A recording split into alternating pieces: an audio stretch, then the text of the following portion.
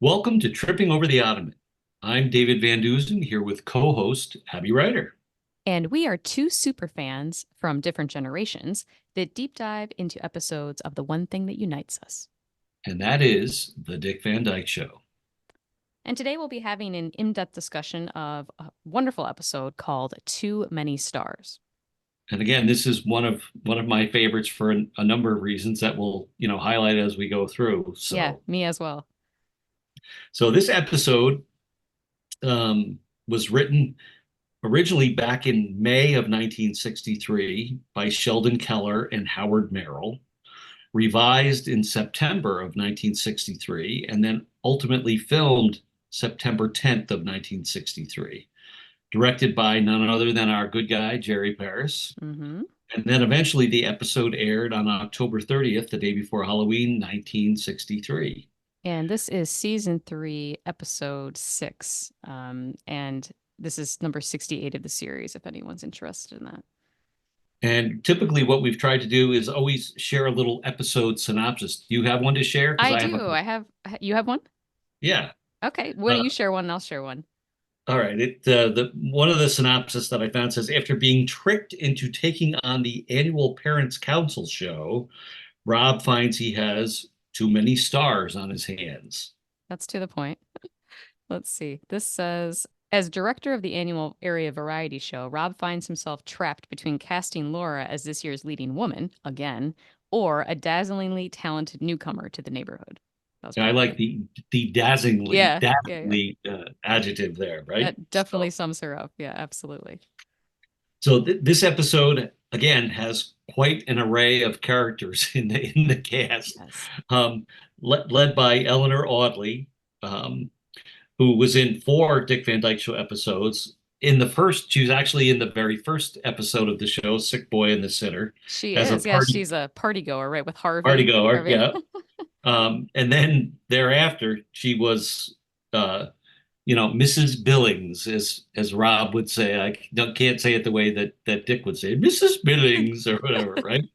And Um, she's a huge player in the 60s. I mean, she's in every show you can possibly think of. Wagon Train, Joey Bishop, Perry Mason, just huge. She's just like your quintessential, uppity sort of woman character actor of that era. She's got that distinctive mid-Atlantic accent, that you can kind of just you actually she was the voice of, I didn't know this. She was the voice of Sleeping of Maleficent and Sleeping Beauty right, and of the stepmother in Cinderella. I had no idea, correct. but of course Yes. now I think about it, I'm like, oh, of course, that makes perfect sense. Yeah. When then you watch it and you hear her voice and you're Yeah, like, oh, there she is, right? She yeah, also was Oliver Douglas' mother on Green Acres, that's right? Even right. though in terms of difference in age with Eddie Albert, it was only a few Yeah, years right. difference there. So, and as you said, she was on I Love Lucy, Mr. Ed, Hazel, Beverly Hillbillies, My Three Sons. Her array of credits is pretty amazing. Yes, absolutely. Um, so along with Eleanor, we have Jerry Hausner, who is the delivery guy, right? Mm-hmm. He again was in 6 different Dick Van Dyke Show episodes. Yes. Most Where Did I notably Come? as the laundry truck driver and Where Did I Come From? And the gentleman with the kangaroo and Never Name a Duck, I believe, isn't he the one that's Yes. carrying him out of the Duke or Yeah. whatever his name?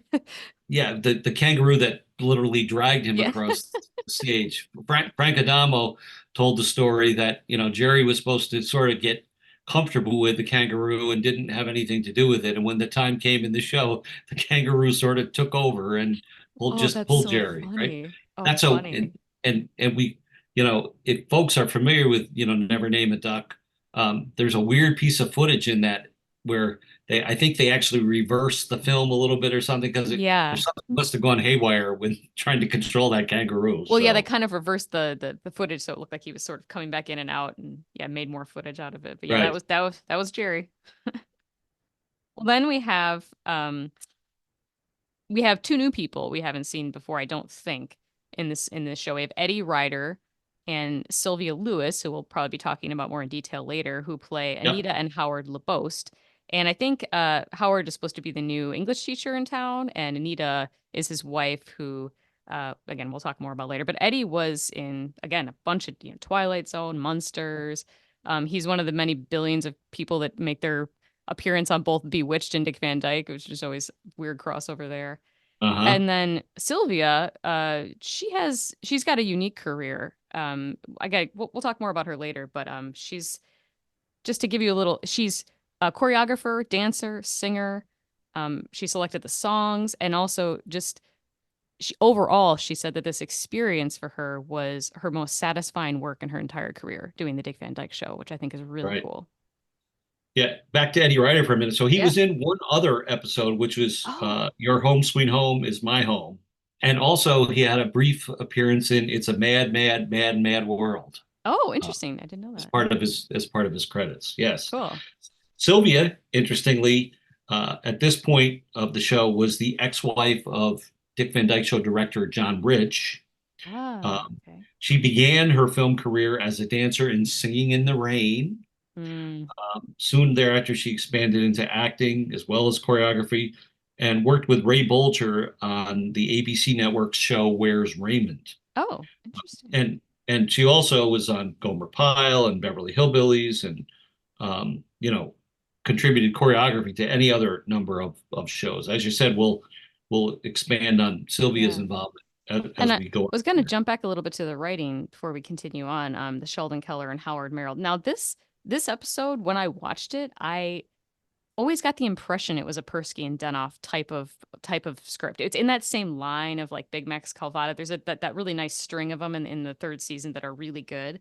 Um, which there it isn't. There's not them, but still very superb, I think, as a script. And they wrote 7 episodes of this show, including everyone's favorite, All About Eavesdropping. So I do Uh-huh. think they're of a higher caliber writing wise. They both did tons of different shows. Andy Griffith, My Three Sons, but then Sheldon Keller actually he worked with Carl Reiner apparently on Caesar's Hour, which I didn't know. Uh-huh. Which maybe that could be why they mesh, even better. But Yeah. And of course, Carl was always a story consultant on all the story ideas, so I'm sure there was some input there. definitely. The show opens with some banter in the writers' room between Buddy and Sally and Rob. And And they this, they do those paddle balls. The paddle with the ball. They'd use that a couple times in this series. It's very like iconic to me, like a 60s toy, that as a kid yeah, I never really saw much things like that, but it was you see him all that in the cabin writing episode. Doesn't he have one when yeah. he's counting how many, he does in a row? And Rosemarie talked about learning like things like that when she was a performer in vaudeville Oh, I'm sure.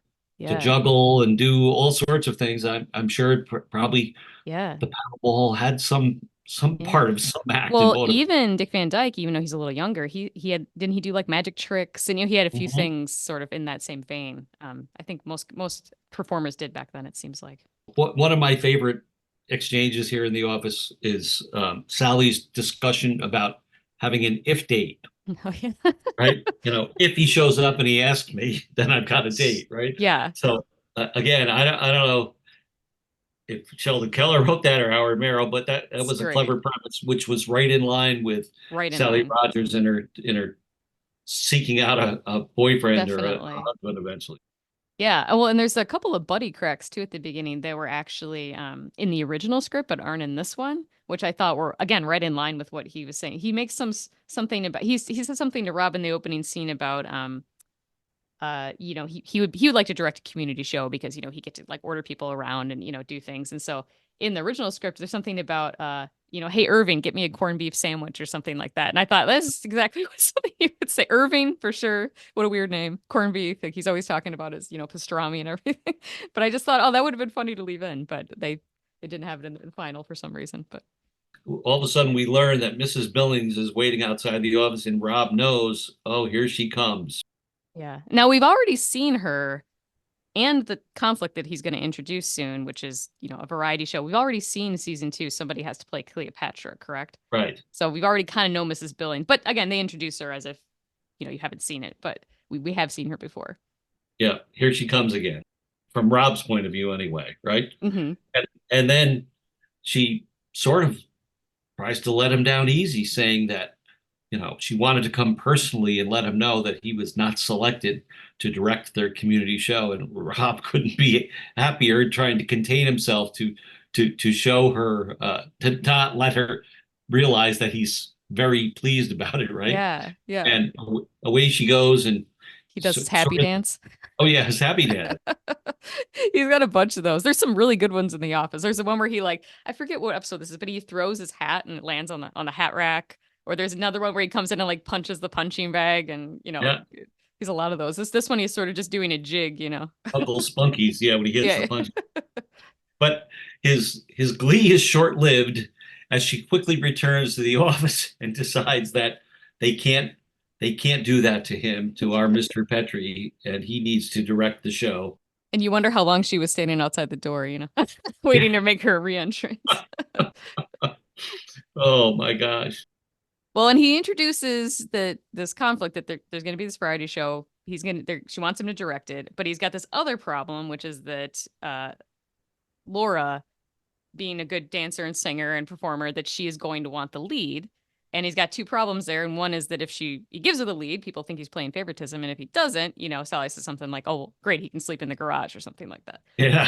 So we got that. And then we have this third part, which is that he says he hates auditions. So we get this great like foreshadowing. Oh, it's just those auditions that I hate. And then you're waiting for that scene now. If he hates it, it's gonna be funny. It's coming. Yeah.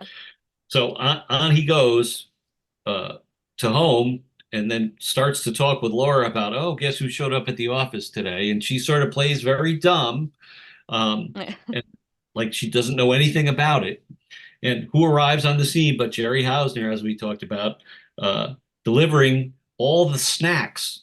And I love Carl and these writers. I don't know, Carl must have had some input because Carl did this other times too, with the names of these snacks. So funny. Corn curlies, Yep. wheat whippies, peanut pippies, kasha krispies, barley BBs. The list just goes on and on. And our personal favorite, everyone's favorite, potato poopies. Yes. It's just great. So we see this again in I think A Shame She Married Me. Aren't they like setting up for the party, and he's got some similar. They're similar snacks. There might be maybe one or two one added there or one left off there. Yes, but for some reason they love this. It's like the alliteration, right? The kasha krispies, the wheat whip, the corn curlies, or whatever. Well, and then also Jerry comes in, Jerry Hausner. So he's the delivery man, and he sings a little bit of Swanee River, which I thought was funny because this was way before Dear Sally Rogers, right? Like this is so, and they're already using that little song as a bit before Herman ever sings it, which I thought was funny. I hadn't noticed that before. Yeah, we didn't say this before. Jerry was also Ricky Ricardo's manager on I Love Lucy. Oh my gosh, you're right. Yes. Folks watching had to recognize him, I'm sure, from all the episodes that he did on I Love Lucy. Definitely. So, but in coming in with the snacks, Rob all of a sudden becomes enlightened to the fact that what are all these snacks for? And Laura has to sort of give up and let him know that it's for the auditions that are going to be happening tonight. The auditions that Rob hates. Hey, guess who stopped by today? So with the delivery of the snacks, Laura suddenly has to give in to Rob and let her know that, yes, she knew Mrs. Billings was on the prowl trying to find him, and tries to convince him that it will be fun to do the show again and, have to do the auditions or whatever. So, we move on to the living room later that night where the auditions are getting ready to commence. Well, and I will say going back one moment to the last scene, the ending really differs from the original script I was finding. Is that in the original script, she's very subdued about it. Like, oh, I guess we'll see how it goes tomorrow, or whatever, tonight. And in the reality, she's like, oh, I'm going to wear the Annie Oakley costume. She's running around. And I think it really plays better because you're getting this huge setup of like, oh, this is really high stakes for her. Like this is going to be a big deal. I found an article. It had a little bit about like, I just thought it was interesting. It was a UCLA article called "It May Look Like a Living Room," the musical number in the sitcom. I don't know if you've ever read this, but this author, Robin, she shares that it's interesting the difference between Lucy, Ricardo, and Mary Tyler Moore, Laura Petrie, in that one is almost like an equal talent to Rob. Like Laura is very talented and everything, and then you have Lucy, who's sort of like untalented but trying to get into the show. And I thought that was interesting that like, as maybe like women's rights, sort of progress, she was sort of on the same level. Now they still have her in the role where she's like please let me do the show, you know, but he also just acknowledges that she is a talent. And that's actually the problem of the episode is that she's too talented that people are going to be annoyed, you know. So I thought that was Yeah. interesting. Yeah, and back to the point of she gets all excited about Rob revealing that he's talked Buddy and Sally into helping him, right? And Mm-hmm. they already wrote a special book, which turns out it isn't so special. It's a retread of an Alan Brady sketch that he didn't like. But Right. but finding out about it, yeah, she's all ready to get her costume on and be Annie Oakley or whatever for the Gold Rush girl. Mm-hmm. We transition to the living room to start the auditions. Carl, used to say that the premise of these community shows were actually inspired by Mel Brooks because Mel and his wife Ann Bancroft were often called upon to perform in benefit programs at their children's schools. And Oh, Carl, and fun. apparently Mel and Ann did that for years and years, and Carl wanted nothing to do with that in That's terms of great. his involvement. So I thought, Carl again took a situation of something that happened in real life and found a way to integrate it as an idea into the storylines of the And Van Dyke and Show. so well, done so well, Yeah. you know. And so then we get the scene we've all been waiting for, which is better than any performance scene, which is the auditions, which is that night. And this is where everyone gets the chance to shine as their respective characters. A few of them perform and a few of them, you know, are just sort of in there, but they all are doing what they do best. So it starts off, Sally and Buddy introduce the show to everybody. And of course, they have their little, you know, duo up there. They do a little comedy bit kind of, and Buddy makes some cracks, you know, one-liners kind of thing, and a little self-deprecating humor about like how bad the show might be kind of thing for them, which I think they always do well. And then of course you have Rob, who has to be in charge, but you know, hating it.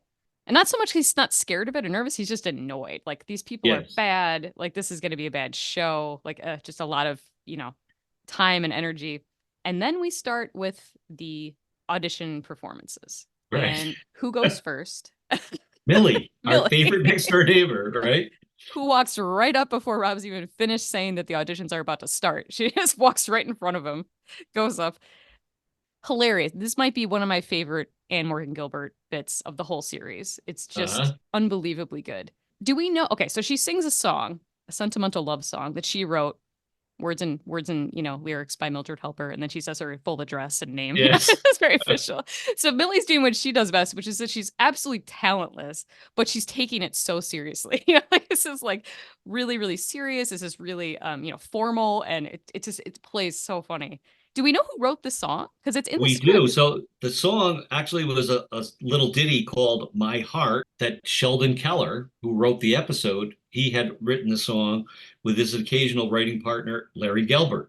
And they had Mm. composed this song a few years earlier. Ann Gilbert's delivery of the song, and I think back to her involvement with the Billy Barnes review prior to the Dick Van Mm. Dyke Show, and Mm-hmm.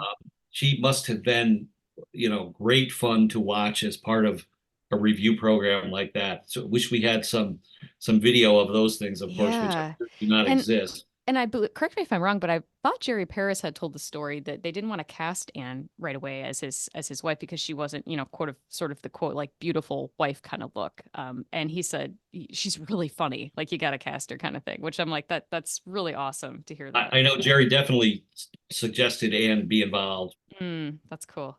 Yeah, that song is so well known to fans of the show, particularly the sort of the near to final line.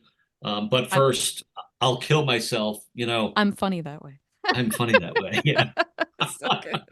And just like the Well, whole cigarette, she's got the cigarette and the way she's yeah. standing, like you can tell she's like, you know, prepared for this for a week, you know, kind of thing. And So she good. finishes and she thinks she's so fantastic that Rob's immediately going to say, "Oh, you're in the show," and he Yeah. doesn't really know what to do, so he hedges a bit. Well, we'll let you know. And she's like, "Well, when are you going to let me know?" And he sort of tries to put her off a little bit more. Well, we'll be in touch.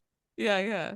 But Jerry's thrilled with her performance. He's smiling from ear to ear as she goes back and Hmm. sits down next to him in the living room.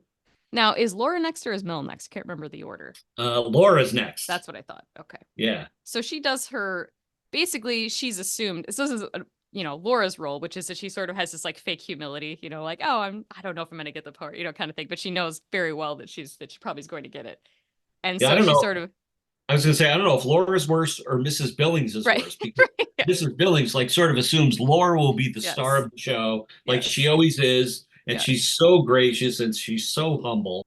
And I think that's probably her in her head, like, well, if I praise his wife, then maybe Rob will keep doing this kind of thing, like let's make sure everyone feels comfortable. And Yeah. so Laura doesn't do her number. She's got a dance number, a routine, a song in her head.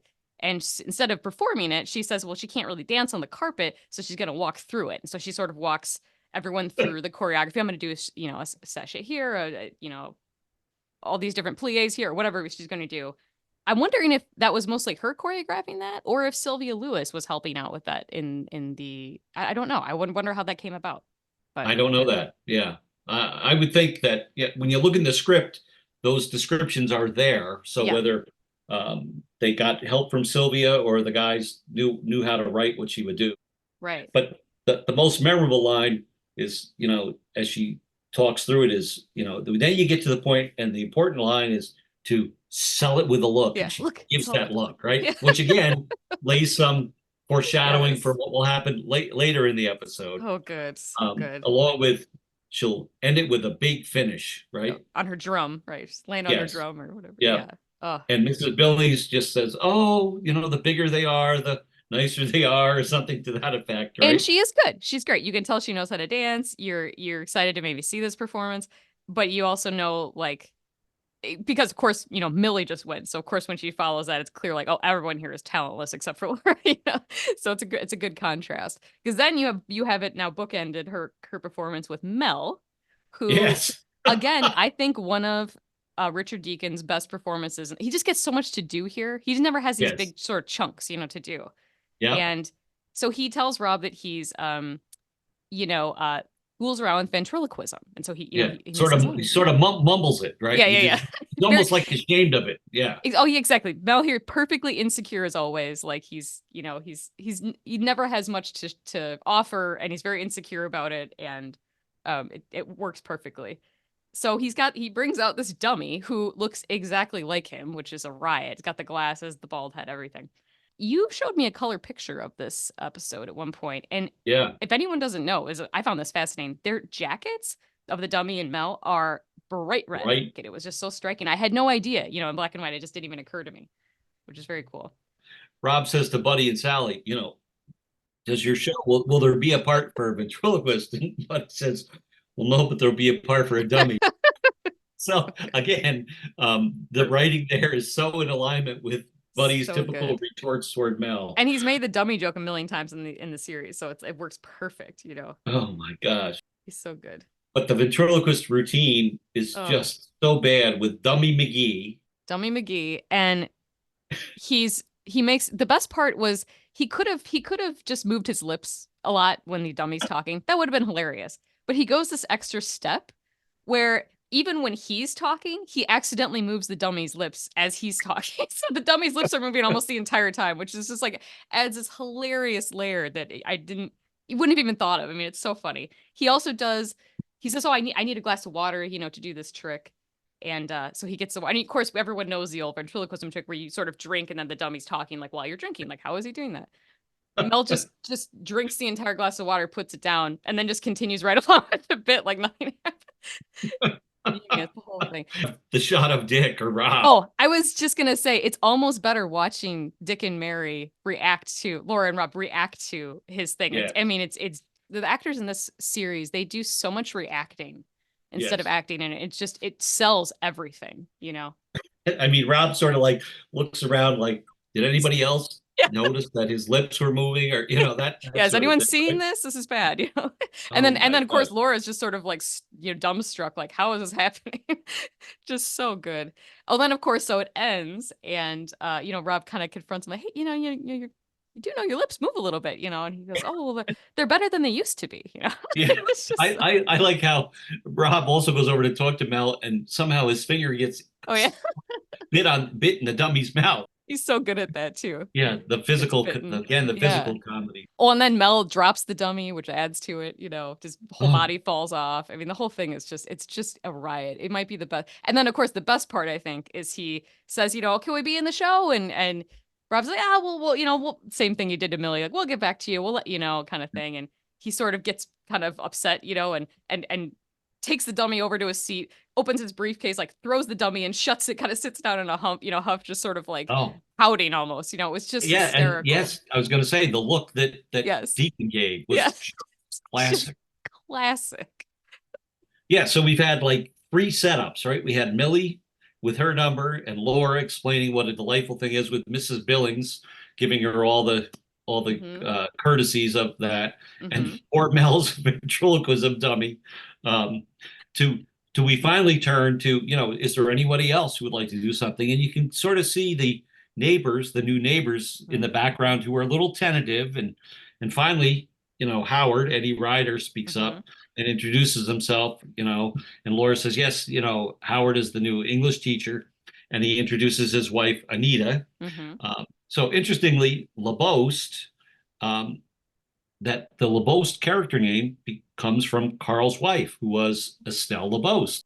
So cool. So these little things trickle in to the episodes all along the way. But yes, Howard and Anita LaBost. Yeah, they make up this very great web of and it's funny, I find when I'm doing my own writing and things like that, that I tend to do that as well. I think I kind of picked that up from Carl, just like inserting bits and pieces from your real life, things that you only know what they mean, kind of, and putting them into it. It just makes it Yeah. really rich for everybody. So he introduces that she speaks Spanish, she's Mexican. And this is Sylvia Lewis. And interesting enough, I asked my friend Claudia, thank you, Claudia, who is a Spanish speaker. I said, is the Spanish actually accurate to that? Is it accurate in the script? Is she saying actually what that they say that he says that she's saying, when he translates for her? And she says, yes, it's absolutely accurate. I had a theory because I've seen another sitcom do this, although name escapes me which one it was. But sometimes in the 60s on sitcoms, on worse sitcoms, they phoned it in a little bit with the sort of like, representing other people. And so if there were, sometimes I heard on one episode of a certain sitcom that they were going to sing in French or something, and someone was going to speak in French. And so they just basically said the lyrics to the song before they sang them like a minute later. And of course you can tell because you can hear, it's the same, but I think they thought, oh, we'll just get away with it, kind of thing. No one will notice. But so I was surprised they didn't do that here. Oh, not surprised because Carl is so good and the writers are so good, but I was excited and appreciated that they didn't just sort of phone that in with some kind of phony, fake Spanish kind of thing. So What most fans don't know is that Sylvia Lewis was a last-minute replacement for Italian singer-dancer Caterina Valente. Sylvia explains. John Rich called me one day and he said, I just talked to Carl. There is an episode coming up. When it was written for a gal who had become very famous very quickly, very well known, named Caterina Valente. And Caterina not being able to do the episode. And John said, why don't you get Sylvia to do it? Carl said, you think she could do it? He said, oh, of course she could do it. So ultimately, Sylvia is selected to fulfill this role at the last minute. But then she had a lot of input into the ultimate selection of songs that would be performed, as well as the dance numbers. Carl and I began a conversation because I had yet to see a script. I just had it described to me what was to be done. They had decided also to ask me if I would choreograph the numbers. Carl knew that I was a choreographer, too. We're in a rehearsal hall. Earl, Morty Jacobs, the pianist, and me. I thought of the Spanish language songs that I knew the lyrics to. Cielito Lindo was one of them. And Earl said, okay, well, why don't we, since it's a waltz, I said, yeah, I don't want to do a waltz. I mean, that wouldn't have any spunk to it or any fun to it. Earl said, why don't we make a jazz waltz out of it? Great. Perfect. And Morty sits down at the piano, and we start doing it. And by lunch, we had it. It was set, and I had half the choreography done to it. I knew the lyrics, and that number was done that quickly. I love this song. Let me just say, I need to take a moment for this because this is an episode where it had a big influence on my life.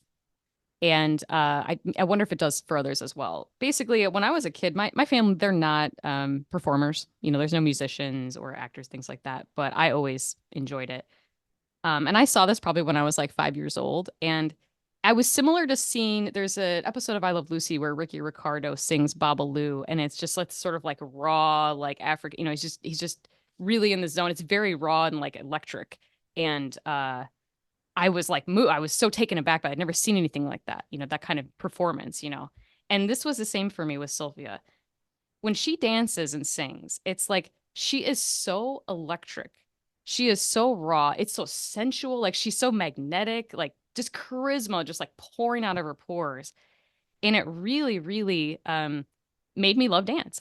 Now, I'd never danced myself because I have zero grace, but it made me appreciate and love dance. And I always have sought it out. I've been a fan of tap dance, everything, anything dance related. I'm so impressed by that I'm so impressed that she can move her body in these ways, or that she can sing in this way. It's unbelievably good.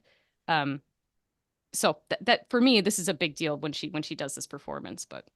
Yeah, and really, like we said, on very short notice, right? She ended up Yes. coming in, and she had Unreal. Yeah. worked with Earl Hagen previously on the Ray Bolger show, so she and Earl had a rapport, which was nice.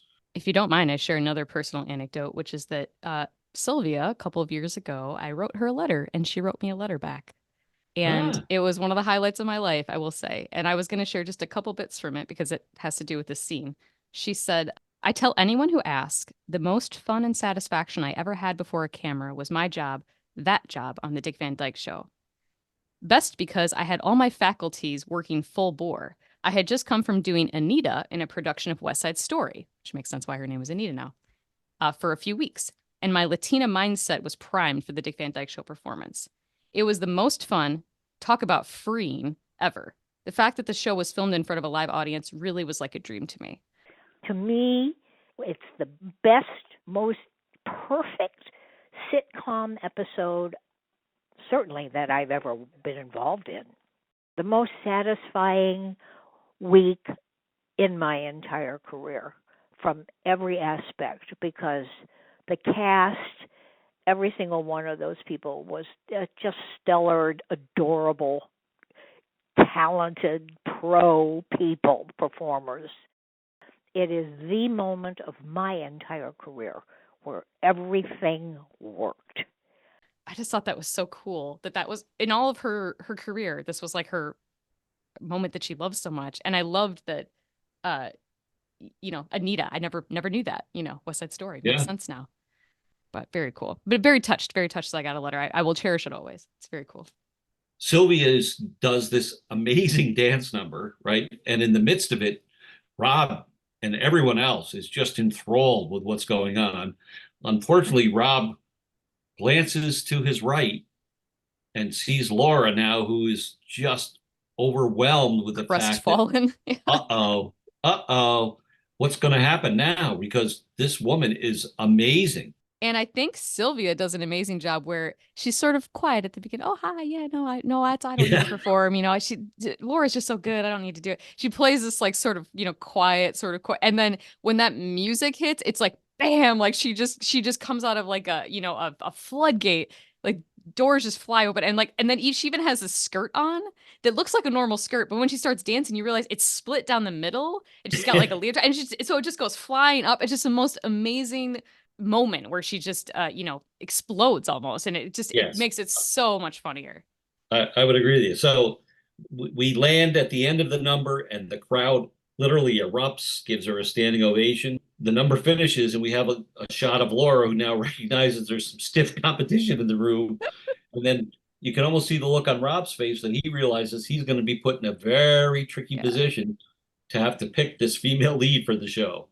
And so the next scene is where he kind of continues this train of thought, where I think he's feeling a little bit of relief, because he's like, oh, here we go. Someone that's actually mad talented, and maybe that lets me off the hook, Yeah. But again, probably like, but is it going to be dicey, So the next scene is that, the party's over, they're leaving, going out the door. And Laura is just like crushed, just completely like, oh my God, how could this person's amazing? Like she was awesome. Rob is doing what he does best, which is gloating. Gloating and just sort of pushing the buttons of Laura, because he knows that so she's got this incredible jealousy. Laura does. I think Mary Tyler Moore said one time that Laura's just jealous when there's just another woman even in the room with her, like not even talking to them, but which I think comes across in these too, which is just like insane jealousy of this woman. She's beautiful, she's talented. And Rob gloating and kind of pushing the buttons of like, oh, you thought you were so good, huh? But here, you weren't as good as you thought. Yeah. So, and the best part is he pushes the buttons, but he does it. Very mildly. So he sort of hums the song that she's performing and sort of moves the furniture back, dancing as he does it. Yep, singing her little, the song that she was singing. And then Yeah. at one point, my favorite part when he kind of takes his foot at the carpet and goes, oh, darn carpet, can't dance on that. And then she, of course, the whole time you're watching, Laura reacts. Every time he does one of these bits, she's over there like, kind of feeling worse and worse. And then, he just keeps building on it, right? Yeah. And then he says, oh, I'll sell it with the luck. Yeah, and I'll land on my drum. And he is yes, really. Well, and I was looking at the script because you know how we talked about our last episode that, he's sort of like, they would just sort of say, Dick does his thing or whatever. And it's kind of similar here. I looked at the script at this part. It says, Rob closes the door. There's an awkward silence as Rob and Laura begin cleaning up.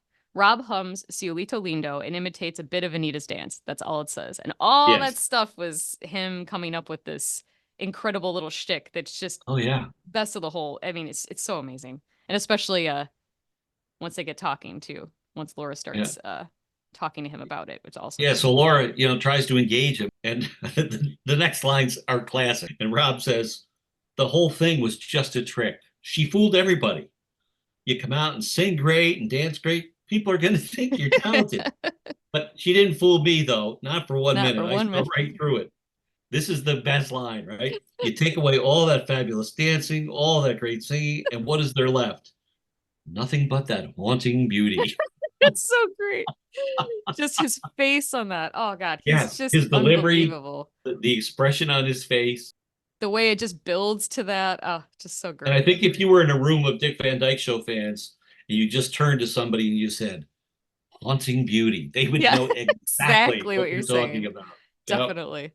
I wish that scene were longer, honestly. Like, it's so good, Uh-huh. Keeps going. And then he sort of reflects a little bit on what the discussion was back in the office. Rob says, I have two choices. Either I pick you or we have separate maintenance. Yeah. And we get a little bit here, like his brain's moving already here. Like, he got something up his sleeve, like he wants to do to make this right, to make, make everybody happy. We don't quite know what it is yet. And he says, Laura says, who's it going to be? Is it me or her? And he goes, well, you're going to find out tomorrow, just like everybody else. So it's like he's got something brewing, I like that he leaves her hanging. Yeah. She wants to know so badly. And he's like, no, you're going to be just like everybody else. You'll know when the director decides. Yep. Oh, my God. So then we open up on the final scene, which is the second bigger dance number of the episode. The musical variety aspect of this show is one of the things that makes it so amazing. There are a lot of shows out at those times that didn't do this, and I think this is part of the reason it's had staying power. Is it's just the talent is explosive. It's almost like in that article I was reading from UCLA, it was saying that the musical comedy or the musical selections are almost like similar to like an old Western with like the Indians. Like they're just sort of a genre device that like, is good for so many different things, for moving the plot along, for showing character and all this stuff. And it makes sense. And I just think, so anyway, it makes sense that this one ends on a final dance number. We get a little bit of Jerry Paris, who introduces it. We had a reader question. He wanted to know if Jerry Paris ever felt as if directing and being in the episodes at the same time were hard, because this one he directed. And of course he's in it just for a brief moment. Do you have any insight into that, David? I reached out to Jerry's kids actually and asked if they ever had their dad talk about that. And, Jerry admittedly would say, if it was a big role, he would back off the directing and let somebody else direct. But oh, really? There were instances where there were dual roles, as him as the director, but he had such a small part. I think he felt he could handle both of those. Right. Yeah. And interestingly, as the show did go on and Jerry directed more, his parts were reduced in significance. Yeah. They would talk about Jerry, but you see Millie and Jerry wouldn't be around or whatever. Mm-hmm. Jerry, basically comes out and says, we're going to have our dress rehearsal. And as the audience viewer, we're wondering, well, what's coming next? And discover that the Gold Rush girl now has turned into Gold Rush twins. Yes. And we have a final musical number that features Rob, and Laura, and Anita. So it's a trio Triplets. to the Doodlin' song. The difficult one was because of the script, and I had read the script over the weekend and knew what that situation was, that the three of us had to do this number together. No one had a clue what kind of number it would be, whether it would be an upbeat number or it had to be a showstopper of some sort. I heard the Doodlin' song, Peggy Lee's rendition, and it was so adorable, so delicious, so infectious. Carl listened to it, and I think Sheldon came in and listened to it. Everybody listened to it, and I had to do a convincing job. It told me how to choreograph it. The song just spoke to me about what to do with three people doing that number. Story-wise, it had to be something that was effective and all three of us looked good doing it, that everyone was comfortable in it and having a good time with it just for the story. And it worked. Mary was a really good dancer and Dick naturally a wonderful dancer. This is the kind of thing that they could do in a heartbeat. The Doodlin' song. I mean, the song is really strange. It's very goofy. It's a lot of strange, like, just whimsical kind of silly lines, you know. And I couldn't figure out, I'm like, what is this song? Who wrote this? What is this? It sounds like, according to my research, that a Doodlin' song would refer to a jazz or blues song that's sort of centered around improvising, like doodling being improvising. So sort of carefree, making things up, playful, kind of spontaneous kind of thing. And almost like somebody doodling on paper, you know, sort of just continue on doodling. I thought that was interesting, which makes sense because the song is very silly, very weird. Yeah. And as a kid was just like, I loved it, loved singing about it. But then when I got older, I'm like, wait, what the heck does this mean? Yeah. Well, as Sylvia notes, the catchiness of it, she immediately came up with the choreography that she thought would work and that would be tricky, but simple enough, but enjoyable for the viewer. Yeah. And in fact, it is as a viewer, you enjoy seeing the three of them dance and some of the antics that they do as part of the number, sitting down on the couch and crossing their legs and getting back up and using the stools. And so quite a clever use of the living room area as well. Now, also the Charlie Chaplin reference I thought was because in the Gold Rush, it's Charlie Chaplin's Gold Rush movie. He wears kind of like a tuxedo-y type thing. So I was trying to figure out where that came from, but I think that's probably where that came from, I would imagine.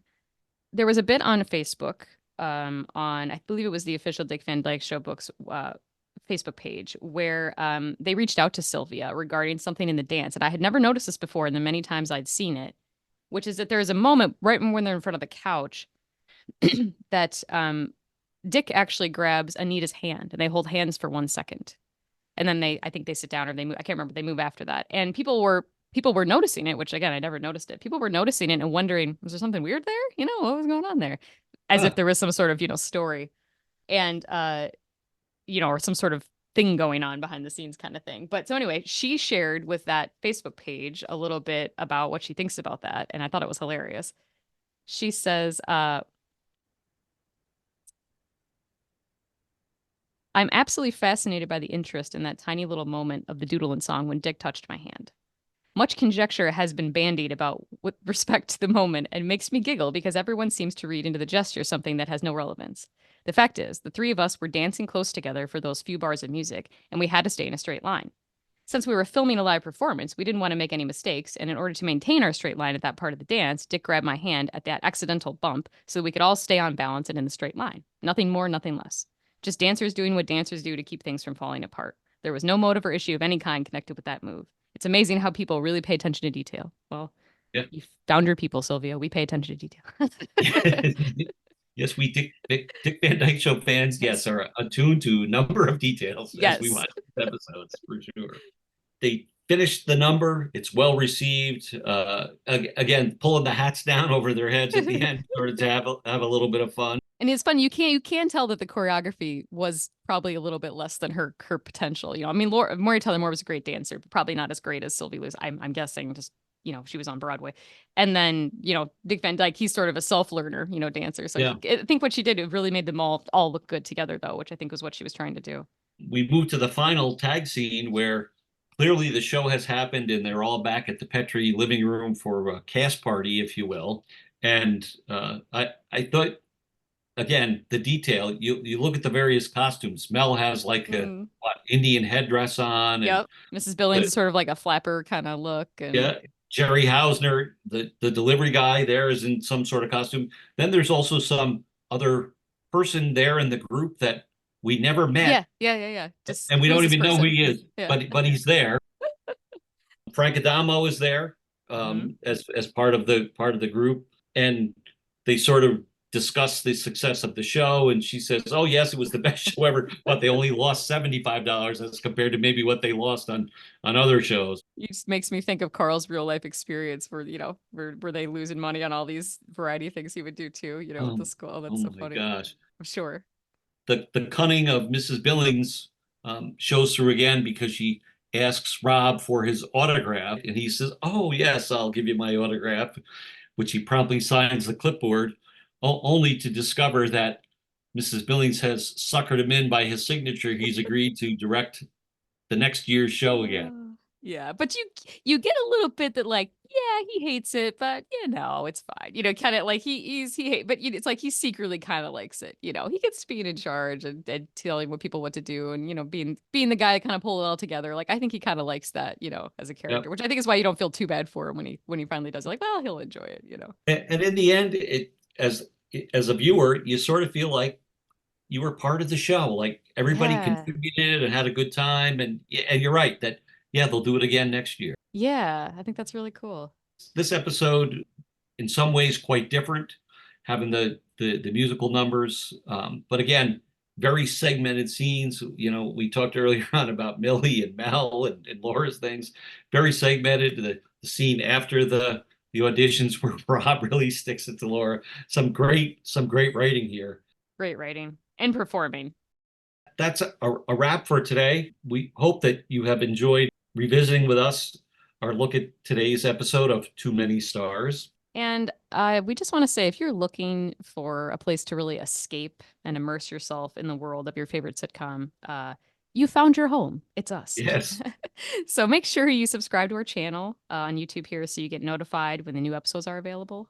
And most importantly, we want to have this be like a Dick Van Dyke Show community. So we value your comments, we value your questions and your contributions to the discussion surrounding the show. So feel free to leave feedback here on the YouTube channel, or we're starting a new little thing. If you want to send an email to trippingovertheottoman@gmail.com, in your subject line, why don't you put box 7030? And put down in the comments if you all know where that episode that is from. We checked with Herman Glimcher and he said we could use the box since he doesn't need it anymore. For now, I'm David. I'm Abby. Thanks for tripping over the Ottoman with us, and we'll see you next time.